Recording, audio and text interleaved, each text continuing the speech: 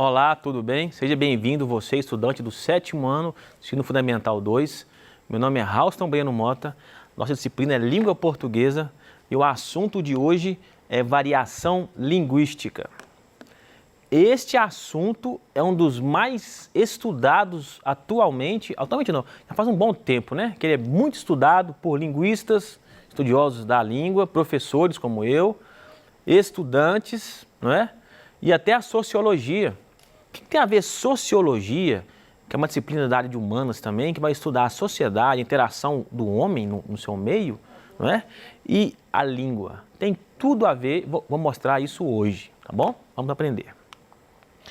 Antes, para você se organizar no bimestre, quais serão as aulas nossas? Os temas das aulas. Vamos lá.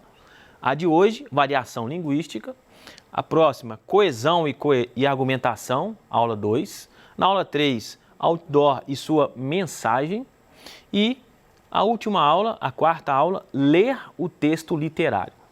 Bom, a habilidade principal hoje a ser estudada e aprendida, fazer o uso consciente e reflexivo de regras e normas da norma padrão em situações de fala e escrita nas quais devem ser usadas.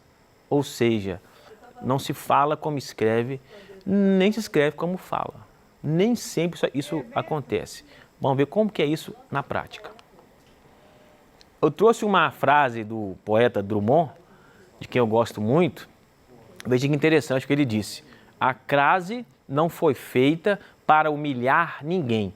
O que significa isso? Ora, muitas pessoas acreditam que você só vai saber o português, a sua língua, se você dominar totalmente a gramática. E isso não é verdade, porque não há ninguém que domine totalmente a gramática e que fale totalmente certo ou corretamente. Isso é impossível. Então, as regras existem não para nos aprisionar, elas existem para nos guiar. Essa é a diferença. Eu trouxe aqui 2 livros, eu quero comentar, ler assim, deles 2 frases de 2 importantes linguistas brasileiros. O primeiro é o Celso Pedro Luft, né? O livro se chama Língua e Liberdade. É um texto provocativo do Pedro Luft. E eu vou ler aqui um trechinho, olha o que ele diz. É uma frase, uma linha. Viver é modificar-se. Vale para as pessoas e suas línguas. O que significa isso? Significa que nós não falamos como nossos avós. A linguagem de hoje, o modo como se fala, como se escreve, como nós nos expressamos, não pode ser igual a de 20, 30, 50, 100 anos. Não pode, porque a língua ela é viva, ela muda de acordo com as transformações sociais. Olha a sociologia aí. A sociedade do século XIX, XVIII, XVII, XX se configurava de uma maneira e agora é uma outra maneira. E as relações humanas vão se modificando e transformando e isso causa transformações também na língua. É impossível querer que uma língua estacione no tempo, ela se modifica. Um outro importante linguista brasileiro, Marcos Banho, escreveu A Língua de Eulália. Está aqui o livro dele. Uma história interessante, é um romance interessante que fala sobre a variação linguística e fala também do preconceito linguístico. Vamos lá. Olha o que ele diz aqui. É só uma frase. As variedades da língua são reais e concretas. Repetindo. As variedades da língua são reais e concretas. A norma padrão é um ideal de língua. Ou seja, ninguém consegue falar o português corretamente o tempo todo. Isso é impossível. Pode ser o gramático mais famoso que nós temos, o professor mais amado do Brasil, nós não conseguimos falar o português corretamente o tempo todo. Vai depender, o uso da língua depende da situação em que você está. Por exemplo, você está na sua casa com seus amigos vendo um filme. Você vai querer falar bonito, corretinho, certinho? Para quê? Gastar ali, para que isso? Você vai pôr terno e gravata para ver um filme com seus amigos? Faz sentido? Não. Vai pôr uma bermuda, um chinelo, uma camiseta, porque naquela situação pede isso, aquela situação pede isso. Um relaxamento, uma descontração. não é? Agora, se você vai fazer uma entrevista de emprego, é diferente. Aí sim, naquele momento, você vai procurar falar corretamente. Sem gastar muito, não fica até snob, fica até chato. Mas falar corretamente. Simples. Agora, falar corretamente a língua o tempo todo, ninguém. Ninguém. Vamos lá. O que é variação linguística, então? Olha só. É um fenômeno comum às línguas, todas as línguas, em apresentar variações em função da época, da região, situação de uso, acabei de falar, e das particularidades dos falantes. Porque um falante brasileiro do sul não se expressa igual o falante do norte ou o nordeste. Regiões diferentes, culturas diferentes, certo? É simples. A língua varia, certo? Ela se modifica, ela se transforma o tempo todo. Variação histórica é um tipo de variação. Quando que ela ocorre? Ao longo do tempo. Olha só, há muito tempo se dizia mercê, virou você, agora é ser. Nós falamos você vai, você não fala você vai, você fala você vai, não é assim? Falamos assim. Claro, num texto, numa redação, você vai escrever você. Mas no nosso dia a dia é ser.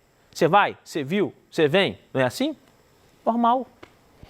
Variação geográfica ou regional, acabei de dizer, de acordo com a região, há expressões típicas. Olha só o exemplo. Mandioca, nós dizemos em Minas Gerais, mandioca. E olha só que Minas é grande, Minas são várias, né? Minas são muitas. Pode acontecer você escutar essa palavra de outra maneira em outra região de Minas, no norte, por exemplo. Aipim é macaxeira onde? É o nordeste do Brasil. É a mesma mandioca, mas com outro nome. É a variação geográfica ou regional. Só isso. O português é bonito por isso, porque ele é rico, ele é variado. Você pode escolher. Variação sociocultural. E aí o Marcos Banho, o linguista, tem um outro livro que eu não trouxe, chama-se Preconceito Linguístico. Isso é para criar uma diferença de status e social. O que acontece na sociedade. Ou seja, é assim, olha como que ele fala errado. Deve ser classe, sei lá, aquela classe lá. Né? É o preconceito.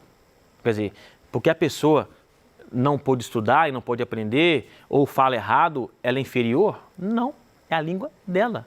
É como ela usa a língua, é diferente. O problema está na intolerância. Não entender que o outro fala de um jeito que não é igual ao seu, e que o seu não é o melhor e dele não é o pior, é apenas diferente. Olha só, influenciada por fatores como idade, gênero, profissão ou nível de escolaridade. Por exemplo, jargão jurídico, usam-se algumas expressões. Na construção civil é outro jargão. O que é jargão? Um conjunto de palavras de uma área específica. Diferente apenas, não é melhor nem pior, é diferente, não é? Variação individual, depende da situação.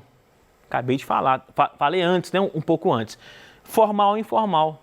Você está numa conversa, numa festa, é português do nosso dia a dia, não é? Agora, se você está sendo entrevistado por emprego, é um outro português, uma outra linguagem, uma outra postura. Até a roupa muda, não é? Pois então, é isso. O Drummond tem um poema chamado Tinha uma pedra no meio do caminho. No caminho tinha uma pedra. Olha só, ele escreve em português informal. Se for pegar a gramática, ali seria havia uma pedra no caminho. Ele escreveu tinha. Era um rebelde, o Drummond. Ele queria fazer diferente. Havia passado um período da nossa literatura em que o português era muito formal, ele queria quebrar as regras. E ele escreveu esse poema. Guimarães Rosa, por exemplo, foi para o sertão andar com os vaqueiros, aprender a língua deles, a linguagem deles. Escreveu sua obra-prima, Grande Sertão, Veredas. Está errado? Tá não, tá rico, tá maravilhoso, tá lindo, porque é a língua deles, como eles falam lá. Outros conceitos importantes também para você saber. Linguagem coloquial, ela é usada em ambientes informais, de festa, na rua, em casa, com a família, enfim. Linguagem padrão é a linguagem da gramática, formal, não é? É a exigida em um concurso, numa prova, certo? E o preconceito linguístico, falei sobre ele agora há pouco. Julgamento negativo feito contra os falantes. Por quê? Você fala errado demais, você escreve errado demais. Se a pessoa aprendeu assim, ela consegue transmitir a mensagem? Você entendeu? Ela foi clara? É isso. É o jeito dela, é o modo dela. Cada um de nós tem a sua variedade linguística, certo? A língua é viva. Olha que interessante. Nós não escrevemos assim, nós falamos assim. Olha se não é... É engraçado, mas olha se não é assim que nós falamos. Do modo geral é. Sábado passado, estava eu na cozinha tomando um suco e cozinhando um quilo de carne com massa de tomate para fazer uma macarronada com galinha assada. Você vai juntando tudo. Você não separa as palavras, não. Quase caí. Todo mundo fala assim, eu acho. Ou quase todo mundo. Quase caí. Não é assim? Você emenda as palavras. Não é? De susto. Quando ouvi um barulho de dentro do forno. Fala dentro do forno. Fala dentro do forno. Nós falamos assim, nosso dia a dia. Parecendo um tiro de guerra. Tiro de guerra. Você fala tiro de guerra. Nós emendamos. Nós simplificamos. É assim. A língua é assim. Nós falamos. Porque a língua falada é escrita. Cuidado com isso. A variação significa respeite a forma do outro. Só isso. Seja tolerante, respeite. Se você aprendeu isso, tá ótimo. A receita mandou pôr. Não é assim que a gente fala? Fala mandou colocar, mandou pôr. Fala mandou pôr. Não é assim que a gente fala? Milho de pipoca dentro da galinha para assar. Fala para assar. Fala para assar. Não é assim? O forno esquentou, o misturou, sustei, uai. Coisa de doido, só. Fiquei branco que nem um litro de leite. Foi um trem doido demais. Quase caí dentro da pia. Não é assim que a gente fala? Dentro da pia? Fala dentro da pia. Dentro. Fala dentro. Nós falamos o tempo todo. É a linguagem informal. A língua, ela tem essa possibilidade de você usá-la de acordo com a situação, não é? Foi um trem doido demais. Quase caí dentro da pia. Olha para você ver que loucura. Nós falamos assim, fala que louco. Quem fala que? Fala que. Não é assim que fala leite, fala leite. Pronto. É assim que nós falamos. É a variação da língua. Não é? Graças a Deus ninguém se machucou.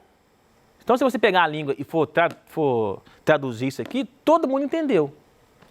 Todo mundo, mais o mineiro. Todo mundo entendeu. E isso é variação linguística. E isso é uma linguagem muito própria nossa aqui. Se fôssemos pedir para outro brasileiro de uma outra região escrever isso aqui, certamente ou provavelmente ele ia usar outras palavras, outras expressões, mas a mensagem seria a mesma. Variou o quê? O modo de dizer. Simples, não é?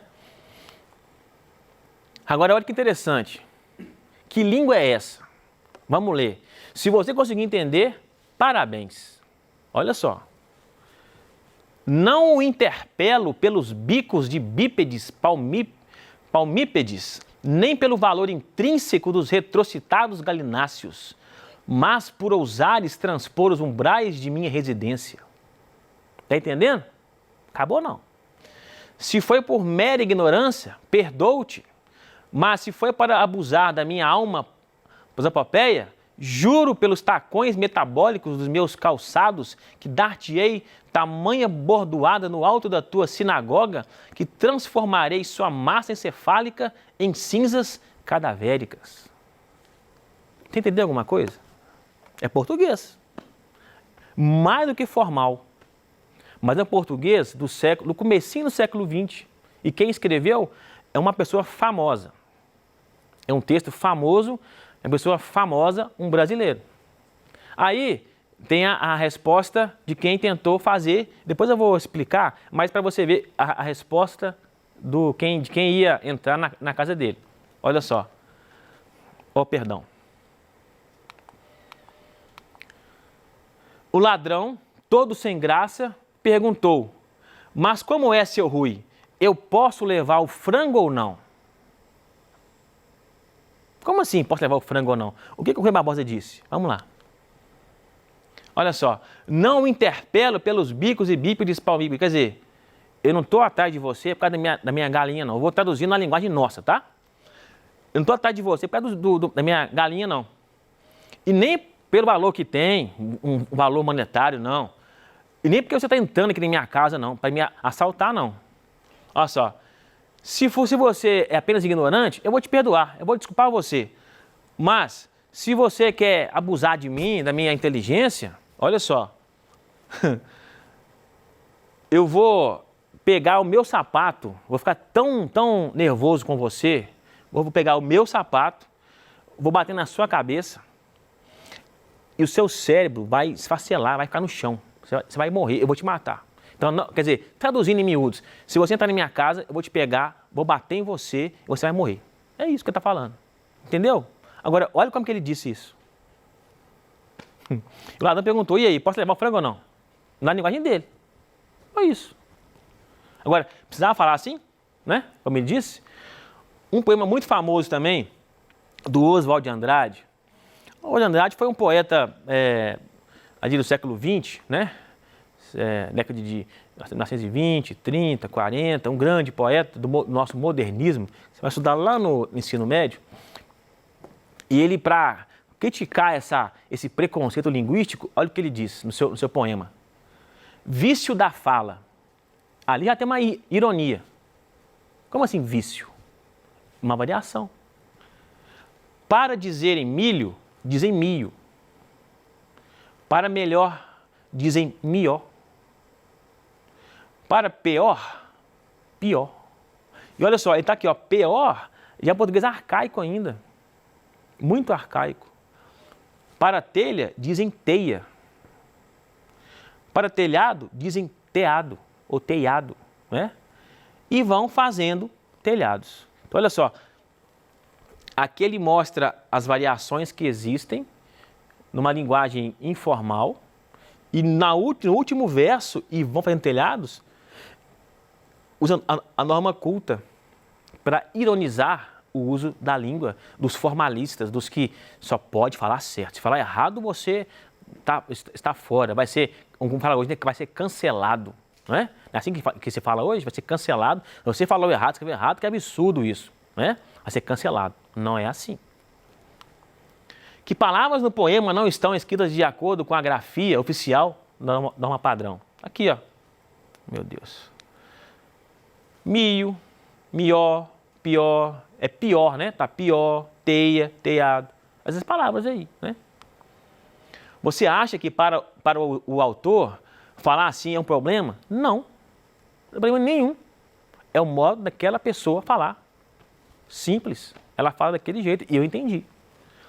Pode-se dizer que o eu poético, quer dizer, o poeta mesmo, critica ou respeita as pessoas que falam mió, mio, pior e constrói telhados. Por quê? Ele respeita, porque ele sabe que é uma variação linguística, deve ser respeitada.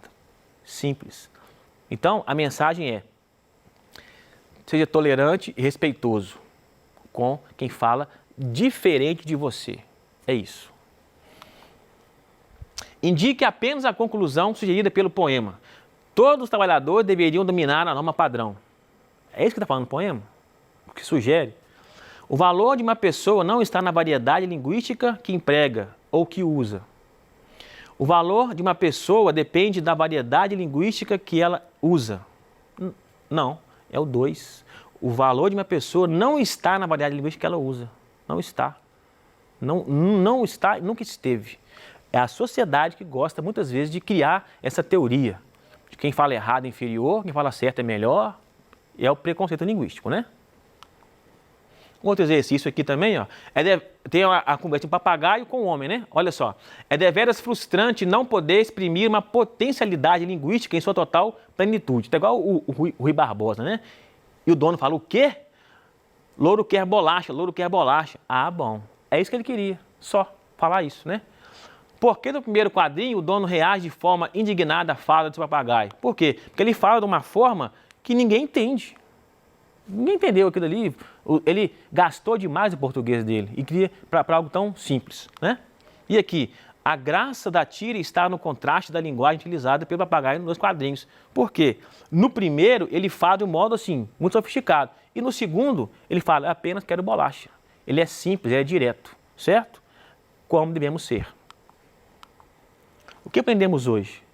O que é variação linguística e seus tipos, preconceito linguístico que não pode acontecer, não deveria acontecer, norma culta e linguagem informal. Próxima aula, coesão e argumentação. Boa semana, bons estudos e cuide-se.